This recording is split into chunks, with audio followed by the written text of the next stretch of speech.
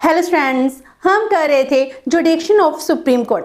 Last session में हमने supreme court की जो पावर और फंक्शंस और जुडिक्शन जी तीनों सेम थिंग ही हैं। इनमें कोर्ट ऑफ रिकॉर्ड किया एंड एडवाइजरी जुडिक्शन है उसको डिस्कस किया। एंड जो पावर और जुडिक्शन और सुप्रीम कोर्ट है इसमें जो अदर पावर्स हैं जिसमें जुडिशियल रिव्यू की पावर आती है, constitution interpretation and other powers आती हैं। आज हम इसको डिस्कस करेंगे।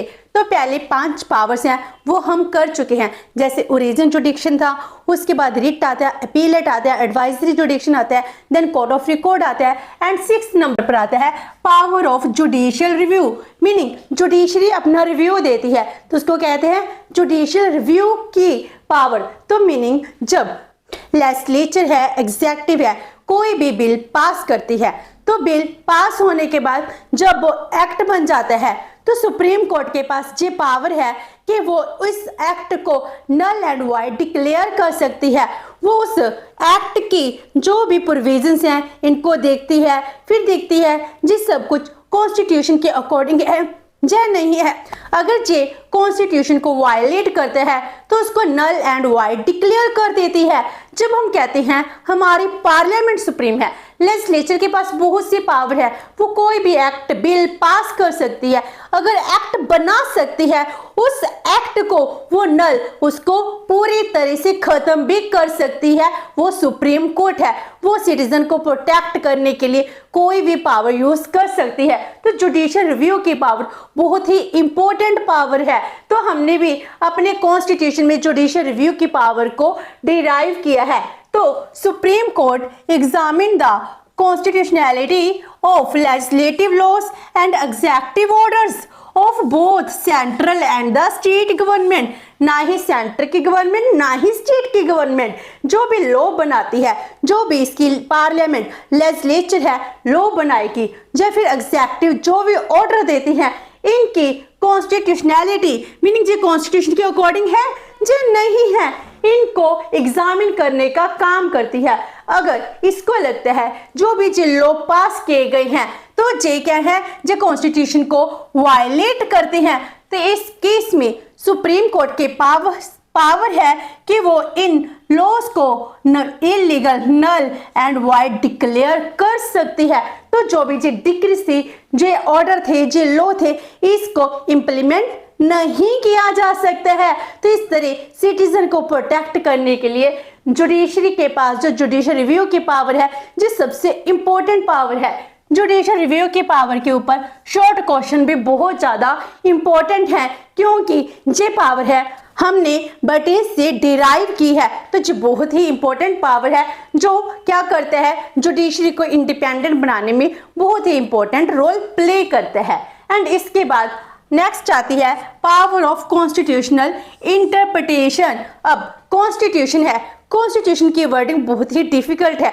अगर आप रीड करते हो शायद कुछ वर्ड्स हैं आपको समझ में नहीं आता है, तो इसीलिए कॉन्स्टिट्यूशन को इंटरप्रेट करने का डिसीजन किसका होता है, सुप्रीम कोर्ट का है। अगर हम कॉन्स्टिट्यूशन को रीड करते हैं, मैं हर एक वर्ड का मीनिंग अपने अकॉर्डिंग फाइंड आउट करूंगी, आप अपने अकॉर्डिंग फाइंड आउट करोगे। इसी तरह जो भी गवर्नमेंट है, एग्जीक्यूटिव ऑर्डर्स है, जब भी लेजिस्लेचर है, वो अपने अपने अकॉर्डिंग ही कॉन्स्टिट्यूशन का मीनिंग फाइंड आउट करेंगे। इसीलिए हमने सबके अनेक व्यू हो जाएं, इसको रोकने के लिए क्या किया है, सुप्रीम कोर्ट को पावर दी है कि कॉन्स्टिट्यूशन का फाइनल वर्डिक्ट, कॉन्स्टिट्यूशन के फाइनल एक्सप्लेनेशन सुप्रीम कोर्ट ही कर सकती है।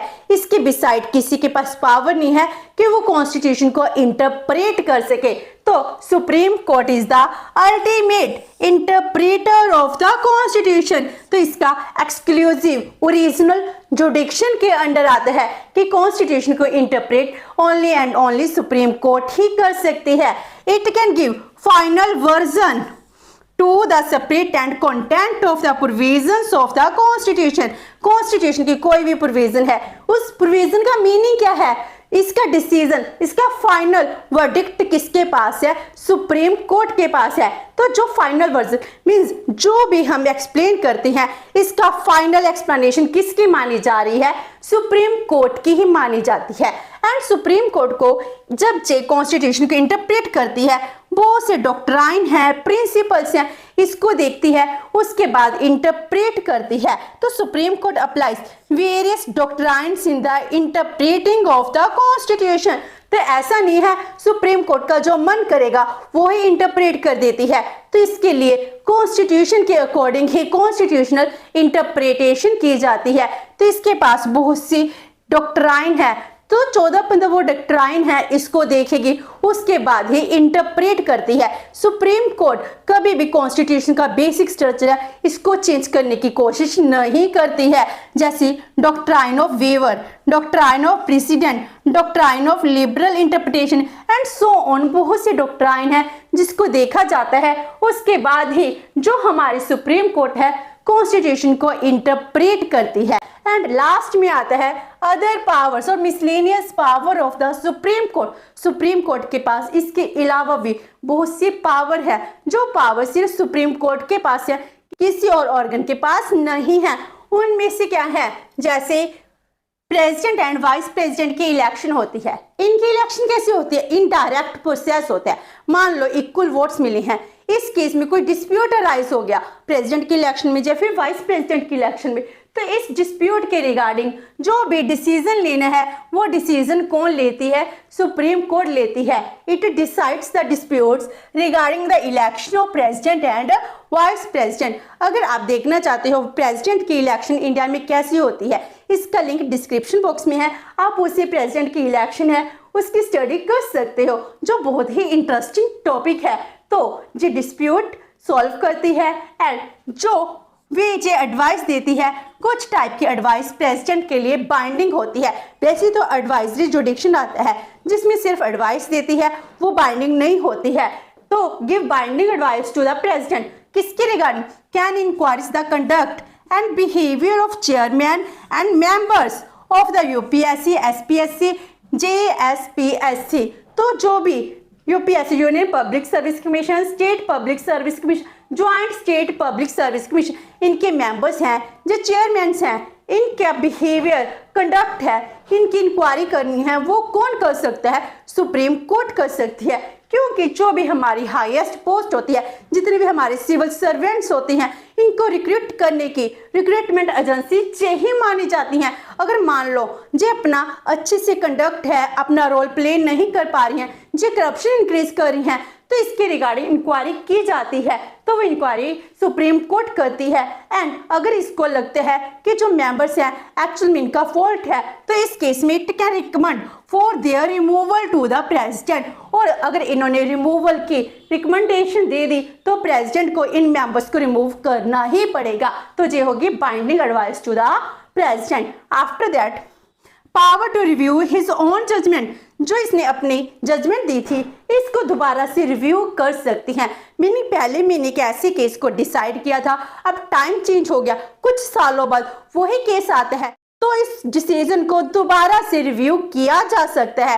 तो ऐसा नहीं है जो डिसीजन पहले दिया था अब भी वैसे ही दिया जाएगा, तो जे इसको चेंज कर सकती है। रिव्यू हिज ओन जजमेंट, जो पहले जजमेंट दी थी उसको रिव्यू करना, not bound by its previous decision. तो इसके जो प्रीवियस डिसीजन है जिससे बाउंड नहीं होती है, जे नया डिसीजन भी ले सकती है, इसीलिए इसको सेल्फ करेक्टिंग एजेंसी भी कहती हैं।